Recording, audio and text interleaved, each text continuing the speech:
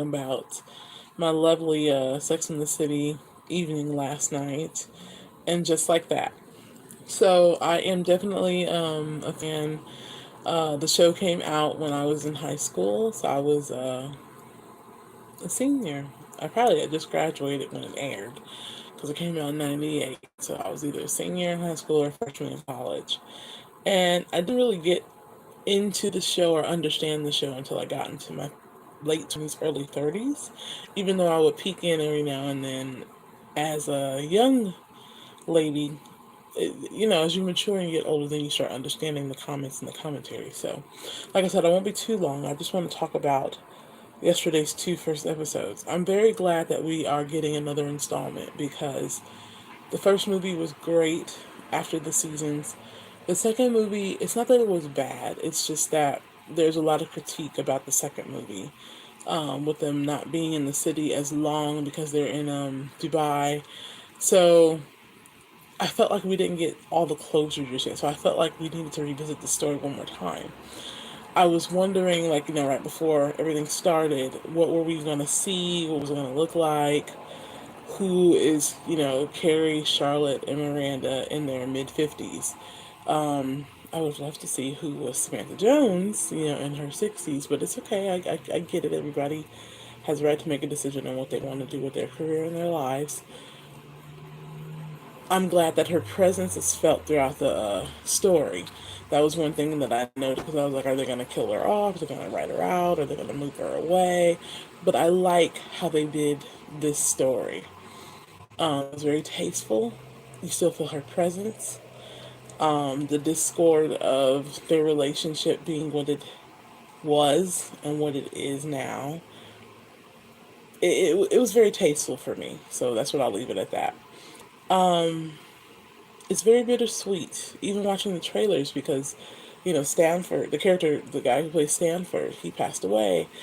And so when you see him come on the stage, the scenes, and you're really enjoying it, there's still that notation that he's no longer with us. And I had to fight tears at times. So as I'm watching the story, watching the ladies, aging gracefully, watching, the whole signature of Sex and the City, everybody in the clothes and the look and New York and the whole vibe. Here I am now, 40, gonna be 41 on Sunday.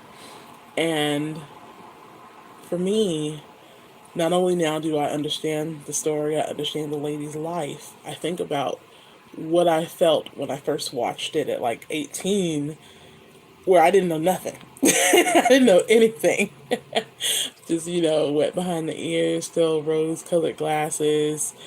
And then when I hit 38, I was finding myself quoting Charlotte, but quoting her differently. Like maybe at 28, because at 38, I was a little more set in my ways. But 28, I was like, I'm 28 years old.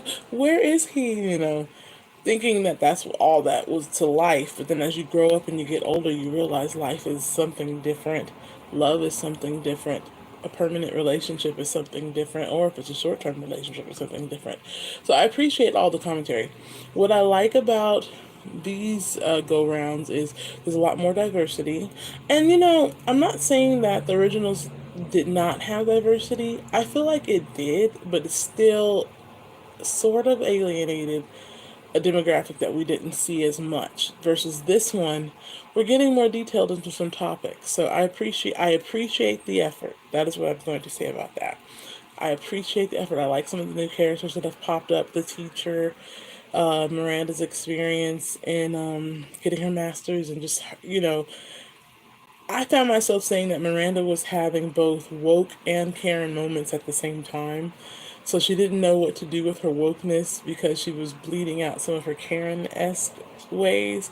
But at the same time, I appreciate who Miranda's character is as a lawyer and just all the various things that she has done. And when she does have to stand up, for being a woman.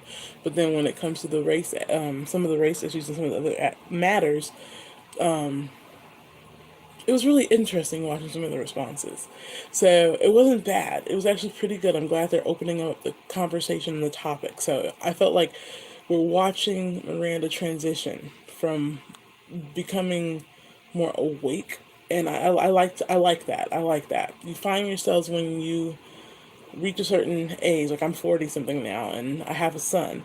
So I do look at life very differently than how I did in my early and late 20s and 30s. I do find myself wanting to be more of an activist, and I do find myself wanting to get involved more for my child's sake to make sure that he has a shot in life. So I like that. I enjoyed watching Carrie. I enjoyed watching the scene where they were talking about in the podcast and how they have to move with the times and how it's a podcast society. And, when she started out, she was just a writer in a newspaper, and that's how the old school times were. And being a Gen X Xennial, I remember the world of writing and remember that I wanted to be a journalist at one point and what we were planning on doing. And then when things changed, I remember I took a class when I went back to school and I was learning about podcasts and learning about online and Instagram and social media. And it's just a trip how so much has changed. That's what I was dealing with, is how the times went from analog to digital, and how for the longest time, I remember in the early days, Carrie never wanted to have a cell phone. One thing that I realized, I watched Sex and the City, the first one, a couple of times when it came out, and even after. And as someone who studied film, writing, and scripts, I really appreciate how they take us from the colorful, orange and teal, bright world of Sex and the City, and then we get slammed into this darker, blue, depressive hue when she goes through her grief of Big kind of standing her up at the altar. Then we go through her changing who she, changing not because she's trying to change who she is, but mainly transitioning from the girl she's trying to be, the girl she thought she was, to the woman that she knows she is, but she has to embrace that. And then in the end, she gets the guy and it works and it's perfect and you have those shoes. So to come to, and just like that, I feel like the first two episodes felt like the first movie. We open up with that bright orange and teal. We open up with the world of Sex and the City. We open up with our current issues of the pandemic and how all of us are experiencing loss. That's one thing I keep dealing with. You know, I had a heart attack this year. I broke my leg this year. So right now I'm in a place where I just don't, I'm able to do things from home, but I don't go out as much and socialize as much because we're still dealing with varying strands. In the beginning of COVID, my whole family did get it because I went to NAM in LA January 2020, and it was a beautiful experience. And then we came back, me and my entire team came back, and we all had this cold, and we didn't know what to call it. We were like, what is this? Because we had it, then it came back, and it was the worst experience ever, just the way it was. Like, you couldn't breathe, couldn't smell. You had just congested all the time, phlegmy. And then it was like, it came and it was really light. Then it went away. Then it comes back with a vengeance. So overall, just dealing with the nature of COVID, dealing with the loss that we've had with COVID, both with people that we love, loss of life from various dimensions of COVID, be it the disease, the sickness, maybe an allergic reaction to the vaccines, varying things. And then also just the world outside. For me, I get pedicures once a month. That's what I used to always do for myself. And when COVID hit, I couldn't do that anymore. And I'm a diabetic, so I get them done because, you get the ingrown toenails and you don't want things to get infected. So I would go there religiously from a medical place. And so I realized, my birthday's coming up and I usually go get a spa treatment and stuff. And I was like, wait a minute, what is the world like for me to go do that? And so that's what they were exploring in the movie. Like, so people are out. Do we hug? Do we not hug? So I appreciated that aspect of the story. They were resonating with what we're all resonating with, the unknown of this new normal. So if you've seen it already, I'm not going to go like a play by play. I'm just going to talk about the things that really hit me the most. We're already dealing with the loss. So as I'm watching it, I said, what's going to happen when the shoe drops? As a scriptwriter, they're going to do the setup, the intro, the inciting incident, then the climax, take us into act two. And so the whole time I was like, we're getting ready for the shoe to drop. And because we are all now older, I watched Big in the beginning and I said, okay, he's older. Are they trying to play up the heart attack he had in the series? Because he had it like, in his early 40s. Now he's supposed to be like late, mid 60s. And I said, are they about to kill this man off? That's literally how I said it. And I'm watching their interaction, and when they were in the kitchen, I said, I'm enjoying this moment. I just want to bottle it. I just want to bottle this moment and capture it. And capture it both for the beauty of it, because they were both older and, in their vibe, but they still were themselves. But then also knowing the history of their whole story, how they got together, how they weren't together, and all the many different things that we've been through with the Big and Carrie saga. So as he was sharing his music, and I'm just so appreciative because, now I'm 41 and I know I'm not in my 50s or 60s yet, but I'm in that age bracket now where I'm definitely not I'm young, but I'm not a young woman, if that makes sense. And I'm starting to experience a lot of my friends passing on, both due to the pandemic and also stuff that was happening before the pandemic. I've lost a best friend that I unexpectedly too, and the way I just saw that best friend, and the next day they were gone, and it was like, what the heck? And I'm gonna be honest, I'm still not the same from that. And what I had to realize in that moment was we're now at that age where this kind of stuff can happen. It's a part of life. So when I saw Carrie set up, even when she grabbed her shoes from the wedding, and I said, oh, here we go. And I said, this is about to come back. I know we about to get set up. And so that moment right before she walks out the door to go to Lily's piano recital, and they have that little moment of smile, I said, I can feel it. I can sense it. I know where we're going. Not that the story was predictable, but just it was a good setup. It was one of those good setups. I'm sorry, I'm holding my phone. I'm gonna start putting my phone in a cradle or something. I enjoy watching them at the recital. Everyone in their age. Watching Steve Brady with his hearing aids, Eric Miranda in gray hair. Uh, even Charlotte trying to hold on. As I said, she's passing.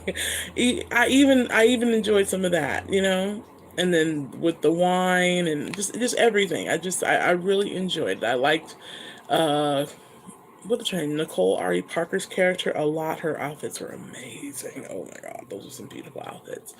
And then when Lily was playing and they kept going back between her and Big, I said, here we go. It's coming. And he on that darn bike. And what got me is that my cardiologist tells me, I had my heart attack. I broke my leg in March. I had to have a big surgery. And it's been a long recovery time. And so the day they took my cast off, I walked up my steps for the first time in like 3 months and raced my heart and ended up having a heart attack. We found there was a small borderline block in my small artery, and they had to put a stent in that weekend. So I'm now in a place where I'm in recovery. I'm like 5 months out. So my cardiologist tells me that I need to start exercising more. So I walk, I do light aerobics, and I have a bike here. So I started using it recently. I do like 10-minute cycles in the morning, and it does help because it keeps me active.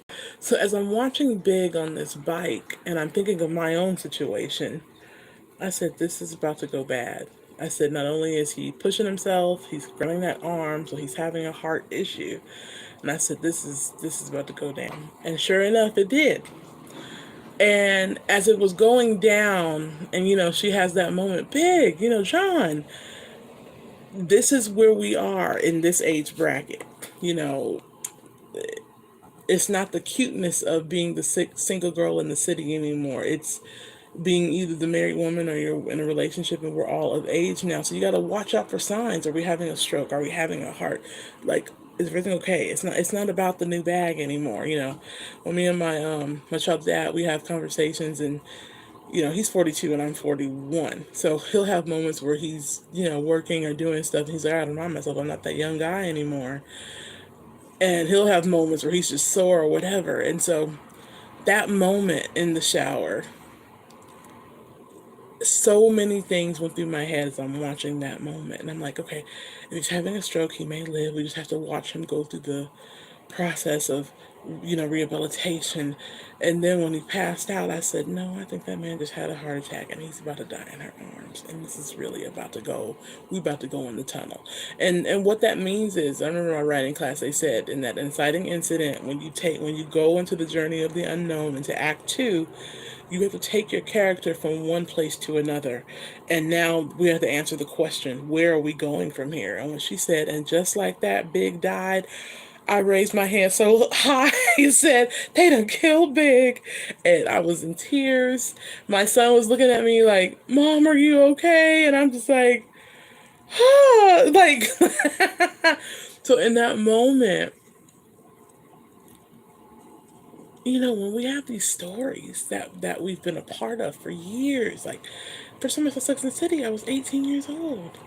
So to watch this character, go from where he was, where she was, and then to end it like this on the first episode, I was like, so good job, writers. Good job. Good job. I'm very intrigued to see where we go from here. The funeral scene was just very moving. The stories, seeing all the people from other episodes like Susan Sharon, that girl's a trip. Miffy, or Muffy, I remember her wedding on that episode. The girl, just all of it. It was, and just like that. And then when they brought his urn to the house, and she was like, and just like that. And that's how it is.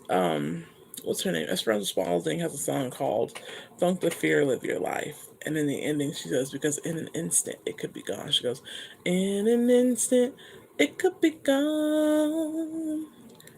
And then all that wait would be in vain. That's what it says. And all the wait would be in vain. It speaks volumes to me as someone who just, recently had a heart attack, and someone who broke their leg. Breaking my leg was very hard because I was in a hospital bed in the middle of my living room for 4 months, and that was very humbling. It made me contemplate life, made me contemplate death. I began to think about my child and that I'm not done with parenting because it's only 7. So now what I'm dealing with is, what do we do with this? Because just like that, not so much it could just be gone, but also, what are we doing with the time we have left? I'm very appreciative of the saga continuing with Sex in the City. Like I said, I'm bittersweet about some of the losses we've had with Samantha not coming back, Kim Cattrall. And like I said, I understand everybody has things they have to deal with on the personal side, and I respect that decision, but it still is bittersweet that we don't physically see her, but I'm grateful that the writers kept her presence in the story by not just writing her off or killing her off. When that flowers came and, her name was on the card, that touched me. I was like, okay, I feel it. And I'm excited to see where the rest of the story goes. I don't know if I'll do a review play by play on the remainder of the stories. I just know I was so moved and touched that I wanted to comment on it. And I said that this morning when I got up. I said, I want to do a commentary on and just like that, because of how it touched my heart in regards to life and the cycle of life, and just who we are as a people, where we were in that analog type world and coming of age, and who we are now in this new world. And yeah, let me know what you think. Let me know what your favorite parts were. Let me know what your experience was. Did you predict that it was about to happen, or were you kind of blindsided? Like, I know they're not going to do this on the first episode. Because I really thought there was a small inkling where I was like, okay, maybe he's just having a stroke, and they're going to walk us through his recovery through the rest of the episode. They're not going to take him yet. And when she said that he was gone, and in the next episode, Miranda shows up at that door, and you see the body bag. Oh my lord! I said they really just gonna milk this one. So, if you get a chance, please watch it. If you haven't watched it. If you have, let's talk about it. Let's jump in. Life's not about Manolo Blahniks anymore. Life just got real, and just like that. I'm Janelle J. Wilson, and I'll definitely be back for more. All right. Bye. Have a good one.